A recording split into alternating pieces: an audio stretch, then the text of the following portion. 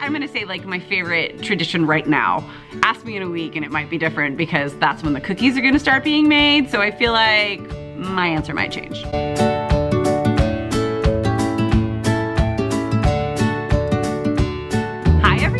Welcome back to the Caffeinated Classroom. I am so excited about this video today and welcome to my Caffeinated Classroom. I haven't done a video here in a minute, so I'm excited to have you guys with me. This video is a collaboration with some of my other teacher tuber friends and we are so excited to bring you this little teacher holiday Q&A.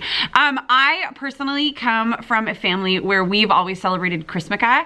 My dad's side of my family is Jewish and my mom's side of my family is Catholic, and so my sister and I were raised celebrating both Hanukkah and Christmas and all of the other fun holidays that go throughout the year that are from both of those different cultures. And so I like to bring that into my classroom. It's a part of who I am. It's a part of just kind of what makes my life unique, and I like to share myself with my students as a way to connect. So that's where a lot of my answers will be coming from. Let's get on with it, shall we? Okay, number one, what has been your favorite part of the school year so far? My favorite part of this school year, I would have to say, is when I finally really started to like hit my groove and I started feeling like myself again as a teacher, if that makes any sense. This is a super vague answer, sorry.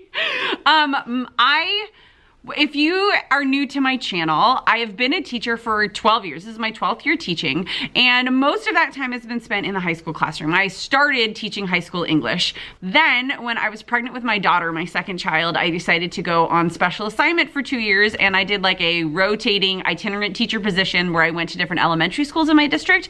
Very cool experience, very eye-opening for me. I was very excited to get back into the high school classroom and take a lot of the lessons that I learned, a lot of the ideas that I got from my elementary colleagues, and like apply those with the high schoolers because it was just so cool. I was so excited.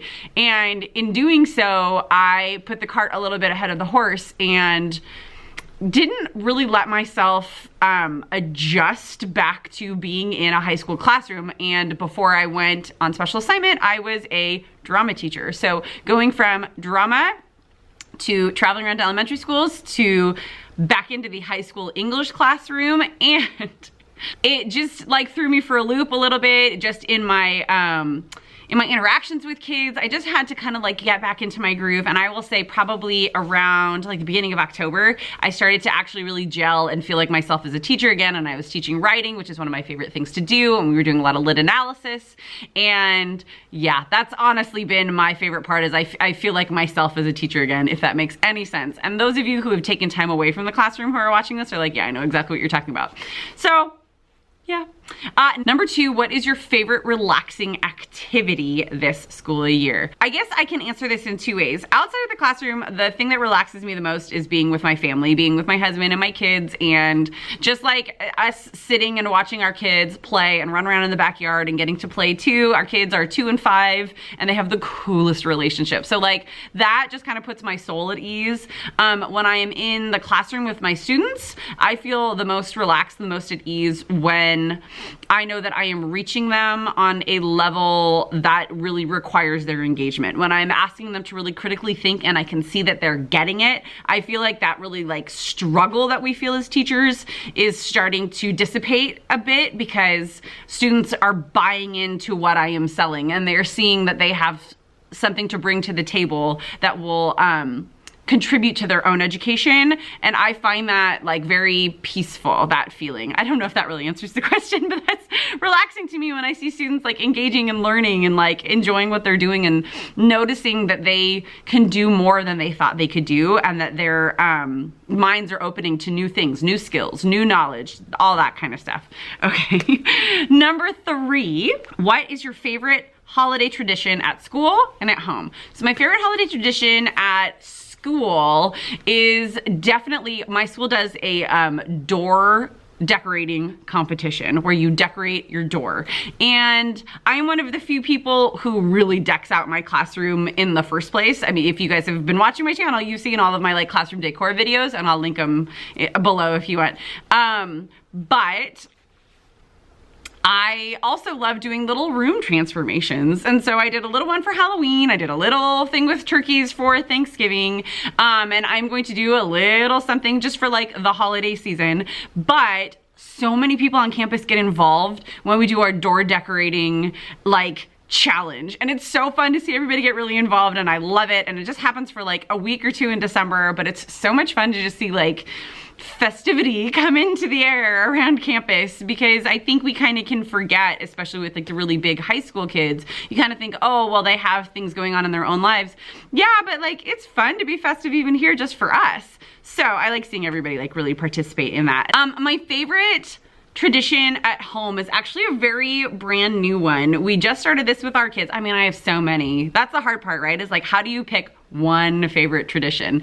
I'm gonna say it's our very new one, where we just started like last week. My husband and I will just look at each other and be like, yep, let's do it. And after dinner, we get the kids into their jammies and we say, okay guys, get in the car. We're gonna go look at Christmas lights. And we go to like a neighborhood around us, and we go and we look at lights, and we drive around, and the kids have been falling asleep in the car, and then we just put them in their beds. And it's just so fun, because even my daughter, the 2-year-old, she's like catching on to what we're doing, and she gets really excited when she sees new lights or like a really big display, or she's the first one to see them and like says, everybody look. It's just so cool. So that's, I'm gonna say, like my favorite tradition right now. Ask me in a week and it might be different, because that's when the cookies are gonna start being made. So I feel like my answer might change. But for now, it's lights. Okay, number 4, what is your favorite holiday book to read to your class? You know what, honestly, I don't really have a holiday book that I read. We do, depending on what I'm teaching, like when I used to teach seniors, we would do a whole unit on fairy tales from around the world, and we would look at like different world versions of Cinderella, and always kind of fell during like the holiday season. So we would look at like the different parts of a fairy tale that are in like the Gingerbread Man, which is often considered like a holiday tale because it's about like the gingerbread man and he's a cookie and all that. I don't really have like a holiday book that I read. In fact, I never even thought about it until I started really engaging with the like online teacher Instagram community. Why wouldn't I teach A Christmas Carol? It's such a great piece of literature, and I know that it's normally a senior text, but I've seen a lot of really cool things with that going on. I haven't really taught a whole lot. Maybe this year I will. Yeah, we'll see. Okay, number 5. What sorts of holiday themed lessons or projects do you teach? Well, I just did a few weeks ago a lesson in gratitude and how to express gratitude for Thanksgiving. I know we're talking about like December holidays, but I just thought I would throw that out there. And that went really, really well. It was really cool. We talked about different types of audience. We talked about what modes of communication are appropriate for the different kind of audience, for the different kind of message that's being spoken or that's being communicated. I like around the holidays to just bring in as many different world culture and like different perspectives as possible to try and like bring in that full world view. And not everybody celebrates Christmas and not everybody celebrates Hanukkah like I do. So I want to make as many voices heard and as many students like comfortable and feel included as they can. And that's when I like to bring in a lot of world lit. So I do, it's like short stories. If it's not my, fairy tale lesson from around the world that I was just telling you about, I'll do short stories. This year, we're actually in the middle of the book Night, the Holocaust memoir, Night by Elie Wiesel. And so it's not particularly uplifting, right? Because we're learning about the Holocaust, and we're going to do another project starting, I think, next week or the week after on different refugee crises and genocides from around the world. I'm not saying that this is holiday themed, but out of that, we are going to be looking at poetry from around the world the week before we go on winter break. Let's look at what brings us together. Let's look at poetry from all around the planet and see what unites us as humans and as one human race. So, yeah. Okay, number 6, does your school or class have a holiday party before break? And if so, what do you do during it? So we do like a little staff get-together holiday party. School-wise, I don't really do parties so much because it's high school. We are on a very limited amount of instructional minutes. So there's not a whole lot of time for parties. I am gonna do, when we're done with this poetry unit that I was telling you about with World Poetry, students are going to be creating their own original poem. And so the day before we go on break, we're gonna have like a poetry reading where I'll have hot chocolate and cider, and I'll tell the kids to bring in snacks, and we'll kind of celebrate in that way. And we also do, about a week before winter break, our school, our performing arts department puts on a really beautiful holiday assembly where they play music from all around the world. Our choirs and our band and orchestra play, and it's a really cool event that is school-wide. So that's kind of like our equivalent of like a school party, if that makes any sense. Number 7, how do you decorate your classroom for the holidays? So I try to keep it just as wintry as possible. I do bring in some like symbols of my own home tradition. So I have like a menorah that I'll put up, and I'll add a candle each. Obviously I'm not gonna light the candles because I'm at school, but I'll put in a candle for each of the days of Hanukkah. And I put up some like evergreen little like trees and wreaths and that sort of thing, but it's mostly like snowflakes and that, and like snowmen and that sort of a thing, just to kind of make it winter. I mean, we're in San Diego, so it's not like we're seeing a whole lot of snow, but it kind of makes it like cozy and nice and fun in the classroom. I'm actually gonna do that this afternoon, and I'm super excited. And number 8, last question, what is the top item on your Christmas wish list for yourself or for your classroom? For me, I'm actually getting really excited because this little channel of mine is growing, and I'm finding different ways to reach different people and to now reach out to educators who I really admire and appreciate. And I'm going to start putting together a podcast where we can have conversations such as like best practices for general ed teachers working with special ed teachers in the same classroom, advocating for what's best for students and student needs and that sort of a thing. And like, those are some of the topics that I'm going to be putting into a podcast that should be coming out spring-ish of 2019. So the top thing on my wish list is like that kind of equipment and that sort of thing, just for me personally.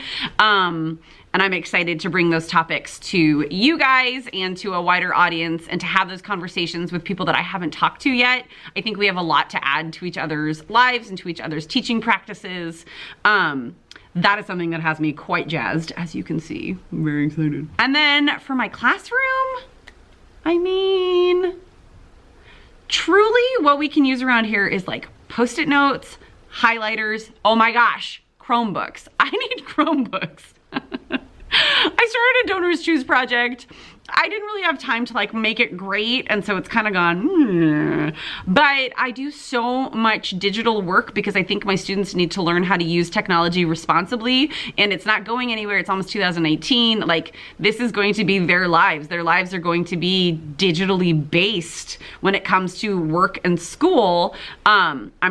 I don't know if that's the best thing in the world, but it's reality. And so if I could have a class set of Chromebooks, like if Santa brought me a class set of Chromebooks, mind you, I have 40 students in a class, so it's a tall order. But like, I feel like he and the elves could work it out. Like, don't you think so? Like, you know, like a Christmas miracle. It's not gonna happen, but it's good for wishing. We have Chromebooks on campus, but we have to like share them and check them out. And if I could have students on computers every single day becoming more digitally literate, I would. So anyways, that is it for me. You guys, thank you so much for stopping by. Please make sure, check down below. There are gonna be some really fun videos in this collaboration because I am friends with some really amazing educators who are so creative and so energetic and engaging. So I think you should take a look at those, and it might give you a few fun ideas for the next few weeks in your own classrooms before we all go to break. Thank you again for stopping by. If you've not already subscribed, please do so. Click that little red button, click the bell so you don't miss any notifications. Every Thursday, I put out a short little video called a Teacher Tip Happy Hour. That's like 3 tips, 3 tricks, 3 ideas or steps for something really practical that you can use in your classroom. So don't miss out on any of those, and I will catch you guys next time. Happy holidays, bye.